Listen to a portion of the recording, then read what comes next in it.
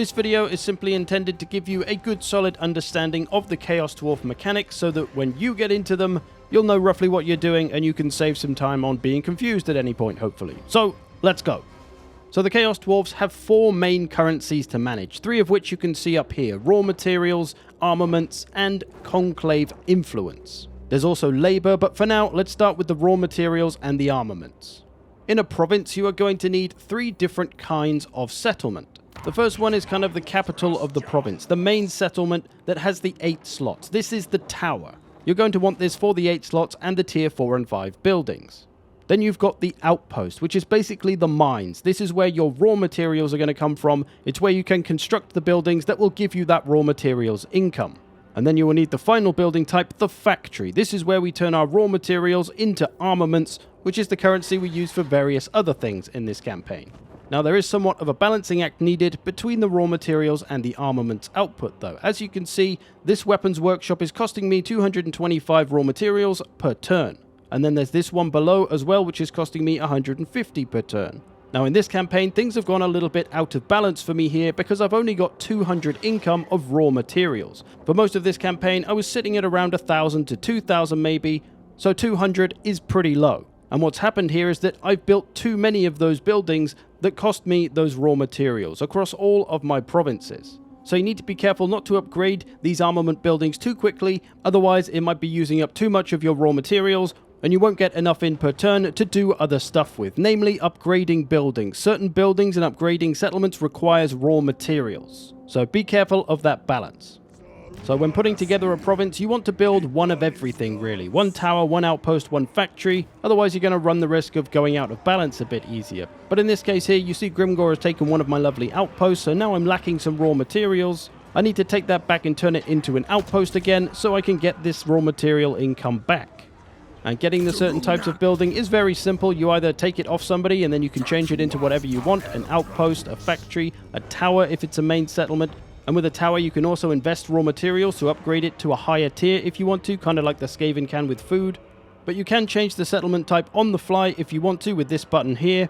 And doing this with a tower settlement, you can actually turn it into an outpost or factory, but it is going to make it a smaller 4-slot tier 3 settlement like those other ones. And that generally sounds like a bad idea, right? But I guess in some cases, if you've got 5 provinces and you've got all the buildings and all the upgrades and all the units and you don't need another main settlement really, you could try having 2 factories or 2 outposts. I wonder how well that would work. I haven't tried it, but something to play with there.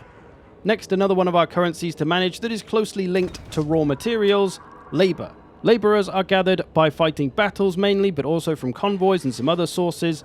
Now the first numbers we're going to pay attention to here in the labor management section, this number on the right, the workload, this is the number we need to hit to get 100% efficiency and maximize our raw materials output. And then the white number on the left is simply how many laborers we have in the province. So all we need to do here is make sure that the white number is greater than the gray number, the left greater than the right, the labor greater than the workload. Now, if you have a surplus of laborers, you can move them around with these arrows and distribute the labor elsewhere to sort out any inefficiencies, shall we say. As I've just done here, you can now see the efficiency is not so good because I'm under that 400 at 346. So pretty simple, we've just got to make sure that workload number is satisfied.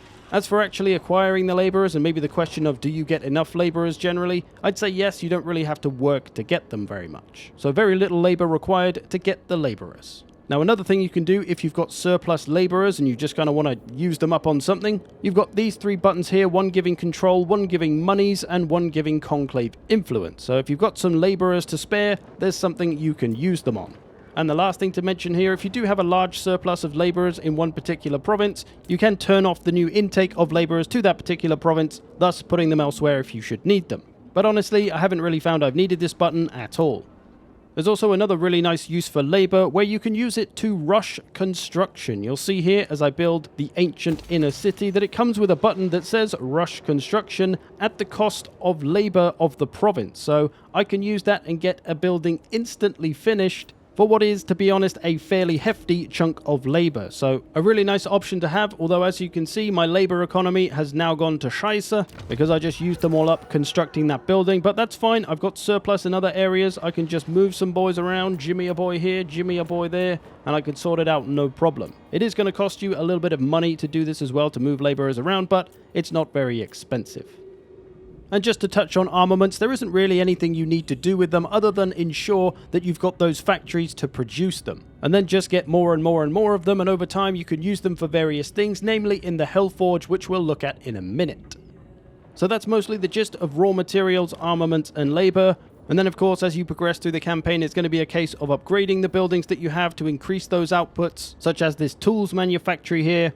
And as I mentioned earlier, constructing certain buildings will require raw materials like this one here, or upgrading the main settlements will also require them, which is why you don't want to have that really low raw materials income, because then you'll never be able to upgrade some of your more important buildings. And that brings us to another interesting element of this campaign, the fact that the main settlements are upgraded with raw materials, and that's it. There's no growth to worry about in this campaign, like every other campaign. You don't have to wait for growth points to accumulate so you can upgrade the settlement, you just do it with raw materials. Which means in theory you could upgrade a settlement from tier 1 to tier 5 in a single turn if you had enough raw materials and labor at your disposal. Interesting. I haven't tried it, but in theory you should be able to. Let us move on then to the last unique currency that the Chaos Dwarfs have to manage, Conclave Influence. These are basically your political points, shall we say. On the Tower of Zar here, we have all these hexagonal tiles which offer us different bonuses if we pay the Conclave Influence to possess them. Now this is the tier 2 section. I've got this one here that gives me a summoning of Kadai Fireborn. That's pretty nice. This one reducing construction time. This one giving me influence per turn. So you'll get yourself a bunch of these as you accumulate more Conclave Influence, but so will your fellow other Chaos Dwarf factions as well. Thus you're kind of competing for the different buffs. The kicker here though is that your fellow Chaos Dwarfs can take the seats off you as you can to them. For example, I used to have this tile until Drazo took it off me, but I'm now going to take it back, although it's going to cost me a fair amount of my Conclave Influence. So there's this little political game going on where you're fighting for the different bonuses that these seats will bring. Do be aware though that taking these seats off another faction will cause them to not like you for a few turns. And the endgame of this tower is Confederation. As you can see, you literally just get to buy Confederation with 600 Conclave Influence. So that's a pretty fun mechanic overall, gives you some different buffs along the way if you should require them, and ultimately ends in very nice Confederation. That brings us then to the Hellforge, the place where we're going to spend most of our armaments. You see, the Chaos Dwarfs have unit caps on their stronger units, and to increase those unit caps, you need to spend armaments. This is simply a case of choosing the units you wish to get more of, and the more of them you get, the more expensive it will get, so you're going to need lots of armaments. The other element to the Hellforge is the manufactory, where you can add buffs to all of your units. Now, while you can choose the buffs you want, you can't choose individual units for them to go on. It will just go on all units of a certain type. For example, I've added 3 buffs onto my infantry here. You can see each one is costing me per turn, adding up to 28 on each unit, which is, well, quite a lot per turn, especially if you were doing this on an entire army, but of course, you can put on as much as you like. As I said, it's in different categories, you can see them here, so it can be quite an investment sometimes, but if you've got plenty of armaments, you might as well spend them on something and juice your units to high heaven. And for the last element of this campaign, it's the Convoy system, which is basically the Cathay caravan system. So you create yourself a convoy, you select a convoy overseer. I've got one already, but he's on his way back from a journey right now. So we'll get a different one. They've got different armies as well, so you can get different units to mess around with. They will come across quests and stuff, just like the caravans do for Cathay. So those armies are going to make a difference. If we select this one, we then choose his destination, where we will trade something for something else. In this case, we're going to trade armaments, and once it gets to its destination, we're going to get some money for it. Or we can change it to different locations, which will give us different stuff. You see there, money for raw materials instead.